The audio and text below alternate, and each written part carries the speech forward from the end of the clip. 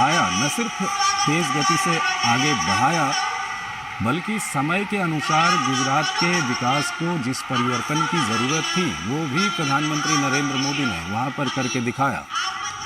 और उसके बाद 2014 में जब प्रधानमंत्री नरेंद्र मोदी गुजरात के मुख्यमंत्री के बाद प्रधानमंत्री, देश के प्रधानमंत्री बने, तो पूरे देश में प्रधानमंत्री जहाँ कहीं भी जाते हैं, न सिर्फ देश में बल्कि विदेशों में भी जाते हैं, तो प्रधानमंत्री का स्वागत किया जाता है। लेकिन प्रधानमंत्री जब गुजरात जाते हैं तो उसकी एक अलग बात होती है, क्योंकि हर गुजरातवासी प्रधानमंत्री को कहीं न कहीं अपने साथ जोड़ता है।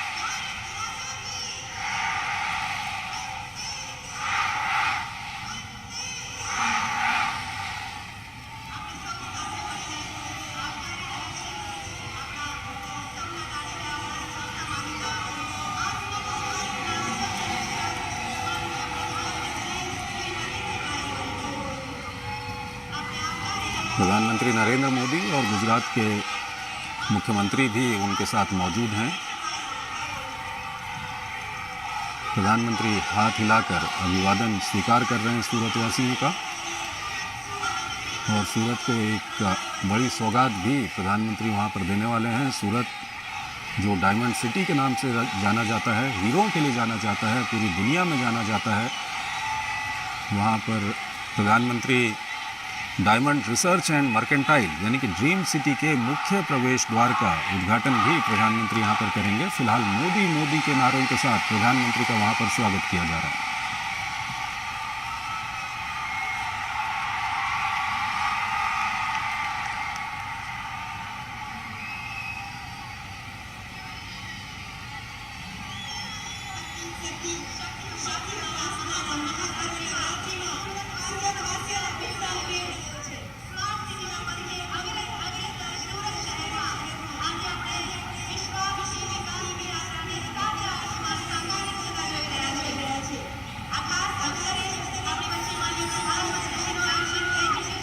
नरेंद्र मोदी के प्रधानमंत्री बनने के बाद सबसे बड़ा फ़ायदा जो गुजरात को ये हुआ कि जो आज की तारीख में कई राज्यों को ये फ़ायदा होता है, जहाँ पर केंद्र में भी और राज्यों में भी एक ही पार्टी की सरकारें हैं, तो इसका बहुत बड़ा फ़ायदा होता है। और यही फ़ायदा गुजरात को नरेंद्र मोदी के प्रधानमंत्री बनने के बाद हुआ है।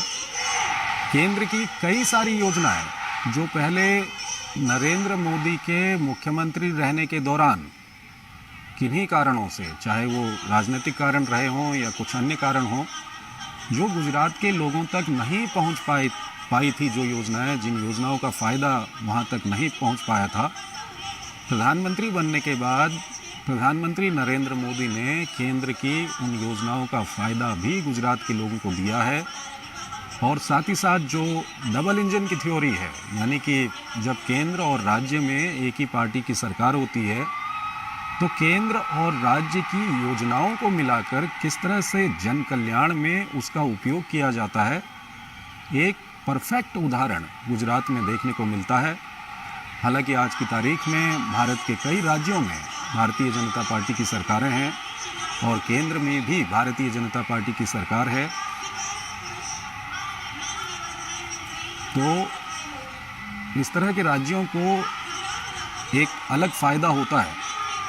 ये अलग बात है कि प्रधानमंत्री बनने के बाद प्रधानमंत्री नरेंद्र मोदी के ऊपर पूरे देश की जिम्मेदारी है और देश के हर कोने के विकास में उन्होंने अपनी पूरी ताकत झोंकी है। और उन राज्यों को भी इसका फ़ायदा होता है, क्योंकि जहाँ पर डबल इंजन की थ्योरी की जब हम बात करते हैं, तो जब केंद्र और राज्य में एक ही पार्टी की सरकार होती है तो प्रशासनिक तौर पर इसका फ़ायदा मिलता है। फिलहाल प्रधानमंत्री का स्वागत वहाँ पर हो रहा है। प्रधानमंत्री भी हाथ हिलाकर अभिवादन स्वीकार कर रहे हैं। बड़ी संख्या में गुजरात के स्त्री, पुरुष, युवा, बुजुर्ग यहाँ पर इस रैली में पहुँचे हुए हैं। 2 दिन के गुजरात दौरे पर प्रधानमंत्री हैं और अपने गुजरात दौरे की शुरुआत उन्होंने यहाँ सूरत से की है और इस वक्त वो सभा स्थल पर पहुँच चुके हैं। सभा स्थल पर भी बड़ी संख्या में यहाँ पर लोग मौजूद हैं। इससे पहले हमने आपको दिखाया कि जब एयरपोर्ट से निकलकर सभा स्थल तक प्रधानमंत्री का काफिला आया था, तो सड़कों के दोनों ओर हजारों की संख्या में लोग प्रधानमंत्री का स्वागत करते हुए हमने आपको दिखाए, वो दृश्य हमने आपको दिखाए। और फिलहाल प्रधानमंत्री सभा स्थल पर पहुंच चुके हैं। यहाँ पर प्रधानमंत्री करीब 3400 करोड़ रुपए से अधिक की विभिन्न परियोजनाओं का शिलान्यास और लोकार्पण करेंगे।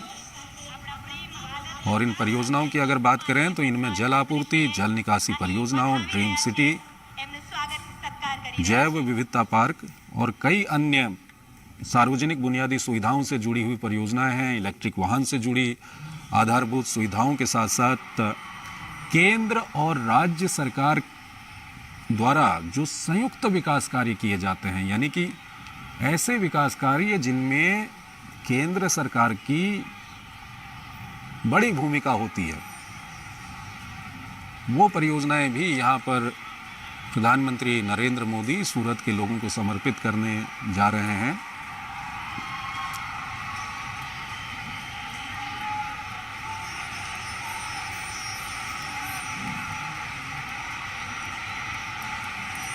और प्रधानमंत्री नरेंद्र मोदी जब भी गुजरात जाते हैं उनका इसी तरह स्वागत होता है।